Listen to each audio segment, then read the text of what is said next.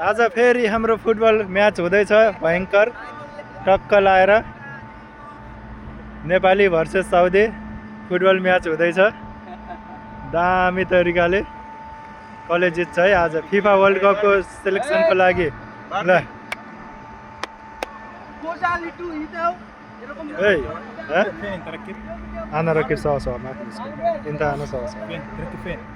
Rakib हैन हैन. Soup दामी तरिकाले खेल्ने हो आज.